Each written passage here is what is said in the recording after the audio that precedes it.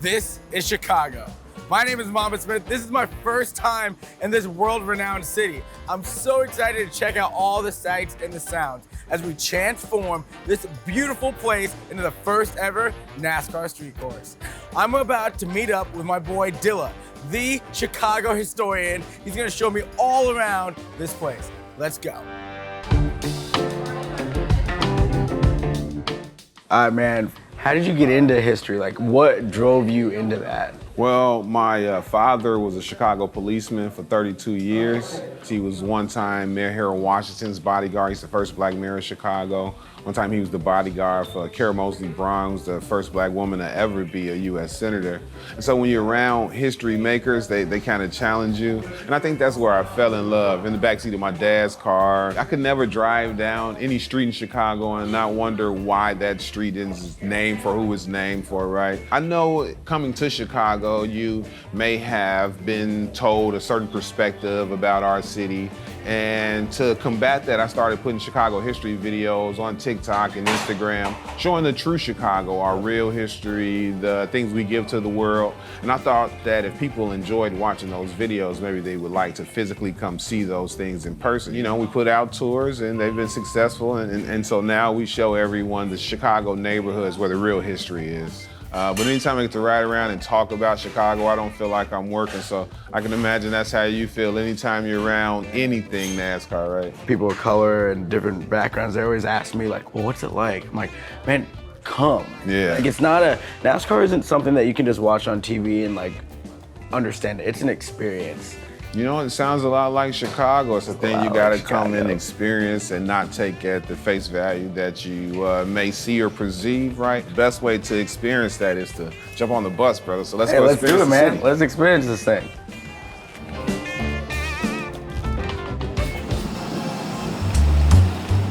Automotive is really ingrained in Chicago. It's very much ingrained. In fact, as we were riding, we're sitting on the first highway in America to have a public transit line. Oh, yeah, I see it right here. On the median, right?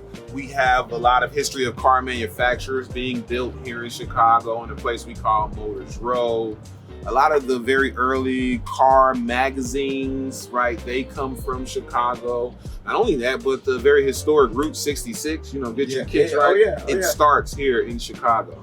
Well, no trip to Chicago is complete until we have at least a glimpse of our amazing skyline. That's fair. I'm sure I'm supposed to call that thing the Willis Tower, but I'm gonna call it the Sears Tower. But since we're talking NASCAR and transportation and all things moving people, I thought we'd start with really what helped Chicago grow. We were formerly and maybe still are today, the intermodal capital of this country. And it was here in Chicago that a guy by the name of George Pullman came up with the first sleeper train car. So in the 1860s, 1870s, if you're gonna go from New York to St. Louis, they don't got an airplane, you're gonna take a train. Right. You're gonna probably need to sleep. So he came up with the train cars that you could sit in, and then it would convert to a sleeper at night. And the amazing thing about that is he employed Pullman porters. They became the first middle-class job for African Americans in this country. You're talking about all these first, talking about some trains. How about we go check out the first NASCAR street course? Let's do it. Let's go hit that out.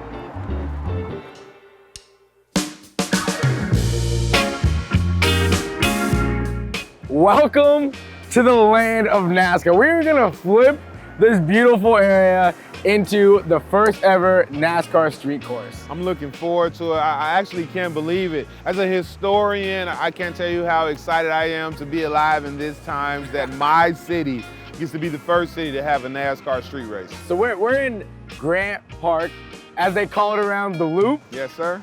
It's so beautiful here, but what makes it so special?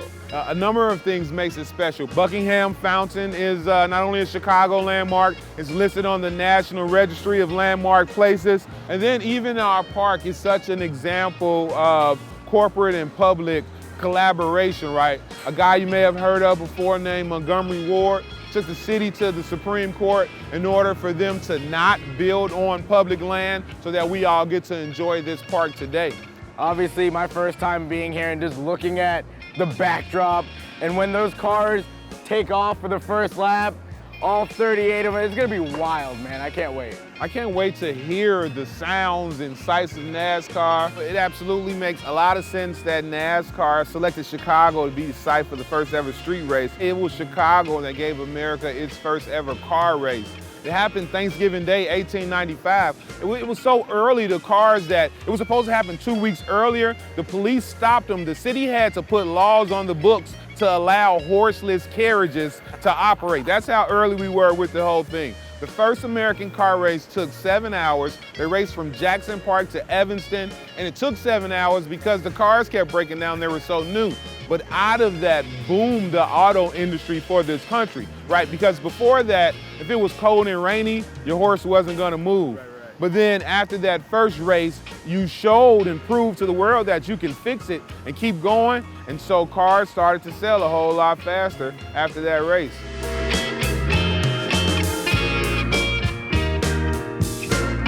This is the Chicago Symphony Center, where the Chicago Symphony Orchestra plays. It's an amazing building.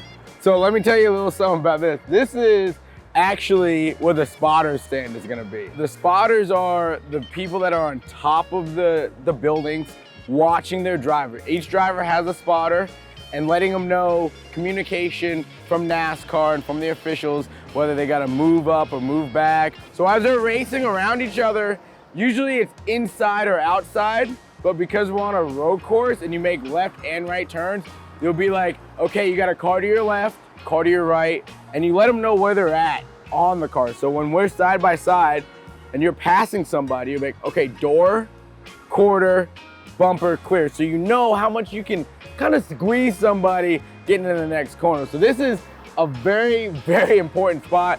For road courses, we usually have 2 or 3, maybe sometimes 4 different spotters throughout the track because you can't see the whole thing on a 2.2 mile racetrack. So you were mentioning a road course, but this is NASCAR's first street course. Right. So what's the difference between a road course and a street course? So the road course, that's a purpose-built racetrack, right? Like they race on it, that is what it's used for. As you can see, we're on the street. So we're turning a regular street with all the frost heaves that Chicago might have, all the grit, all the bumps, everything that these regular roads have that a street car has. Now we're putting race cars on it. Now the smell is gonna change. We're gonna have race car smells all up and down the street. But right now I'm smelling some food. Like I hear about the food in Chicago. You got anything in mind? I'm getting a little hungry. Well, I know I'm supposed to take you to eat deep dish pizza anytime anybody comes to Chicago, but I like to do deep dives. And so instead of deep dish pizza, I got a local place I could take you. All right, man, let's hit it.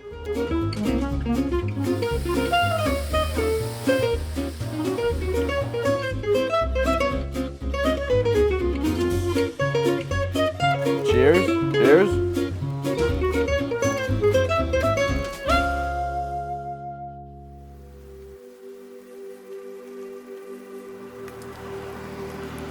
When you think about Chicago and Chicago tourism, the South Side is not always the first thing that gets mentioned, despite the fact that there's a very rich history on the South Side of Chicago. So we're going to one of my favorite neighborhoods, if not my favorite neighborhood. We refer to it as Bronzeville. And then through migration and change, it became one of the most famous and historic Black neighborhoods in the country. Chicago has the distinction of being really the city that activates the modern civil rights era in this country. And we're sitting on the porch of Mama Mosley, who's the mother of Emmett Till. And in August of 1955, he was lynched. Emmett Till's mother wanted the world to know what happened to her baby, so she demanded an open casket. And the only newspaper in the country that would originally publish the photos was the Chicago Defender. And the sad pictures of Emmett Till is what activates the modern civil rights era. And so today, this home is now part of a Chicago Landmark Registry. It's a Chicago landmark. And it's one of the stops on my tours. The story and what it represents resonates throughout the entire world, not just in this country. Yeah, absolutely. It's Laredo Taft's Fountain of Time. It's in honor of the 100 years of peace between Great Britain and the United States. We signed a treaty with Great Britain in 1815. So right about 1915, we started working on this amazing monument. I bring people here because Laredo Taft gives America another first. His sister and other women are the first group of women public sculptors in this country. In 1893 for the World's Fair, Laredo Taft was making plaster molds. He went to Daniel Burnham, he said, hey, I know it's 1893, but I need their nimble fingers. And Daniel Burnham said, hey bro, the whole world's coming to Chicago. I don't care if you use white rabbits, just get the job done. So Laredo Taft's sister and the rest of the women took the moniker White Rabbit Sculptors, and they're the first group of public women sculptors in this country. And every time we come by here, this gives us that example of that innovation and what Chicago gives to the world. That's amazing. There's so much resiliency that comes from Chicago. You just keep telling me all these stories about the different people that have never quit and just keep moving the needle forward and forward. We got a motto here. We say, make no small plans. You can't have culture without music. So where am I gonna find the music? There's a lot of places here in Chicago to find it, but I brought you to the Chicago Blues District. It's a section of streets on the south side, runs from 47th Street to 43rd Street. We deemed it the Blues District because back in the day, both sides of the street, a lot of jumping blues clubs. People like Muddy Waters and Howlin' Wolf, the incomparable Etta James, called this place home. In fact, right down the street was formerly where the Regal Theater was. You may have never heard of the Regal Theater, but I know you heard of that time Berry Gordy sent his assistant to a talent show, and these 5 kids won the talent show. Oh yeah, who is that again? They made a song, ABC 1, 2, 3, Jackson 5, right? Chicago even has something to do with jazz. Wait till you see what I show you next. All right, man, let's go. Louis and his wife, Lil Hardin Armstrong, lived here for almost a decade. The first ever jazz recording, right? So the first time they put jazz on wax here in Chicago, right? When that genre was invented, they referred to it as Ragtime and Dixie. You may have heard of the Ragtime and Dixie players. So in the early 1900s, people like King Oliver and Jelly Roll Morton, they moved to Chicago, and they performed one time in this club. A Chicago Tribune writer went to see them perform Ragtime and Dixie right about 1915. He didn't like the music, so he said it sounded like a bunch of jazz in his ear. The musicians thought that that was the greatest word ever, so they started to refer to their music as jazz. Jazz isn't our baby, but it's our gift to the world. So, what's your favorite part about your city? You get the melting pot of ideas, right? You have people who may be experts in engineering, meeting with folks who are experts in architecture. So you mix them together, you're bound to get amazing activations of art. And I think it's exactly that diversity of not just backgrounds, but ideas and thought patterns leads to some amazing creativity. One word that covers Chicago, I feel like it's the word creativity, because it's an art. Like the whole city is art, like the whole thing, the culture, the whole thing's art. You know, we think of ourselves as this gritty Midwestern town, but I like that. I will take that. I'm gonna tell them to put that on the flag, right? Let's go. Creativity. Creativity.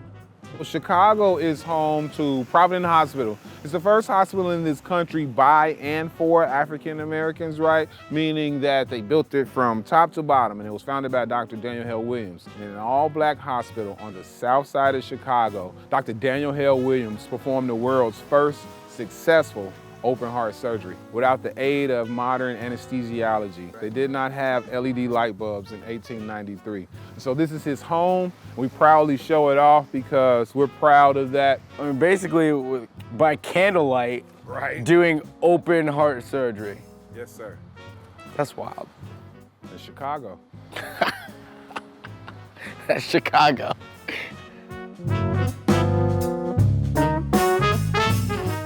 These are some pretty dope houses. Out of these dope houses, which one you think we're here to see? I mean, Chicago's flashy, so I'm assuming it's gonna be this one with all the red doors, the red windowsill, something that stands out.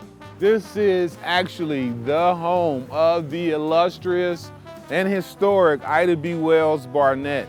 She's one of the founders of the NAACP. When Susan B. Anthony came to Chicago in 1893, she provided space for her to talk about the women's suffrage movement. She was very active in politics, very active in journalism. I love that she lived amongst the people that she served. My first time in Chicago, I can't think of a better person to hang out with this whole time. I appreciate you so much, my dude. I couldn't thank you guys enough for reaching out, for wanting to know the true history of Chicago. It's one thing to come and race downtown, but that's not where the history is found. But again, thank you for hanging out with me. And I'll see you at the race, brother. I'll see you at the track. Yes, dog. sir. All right.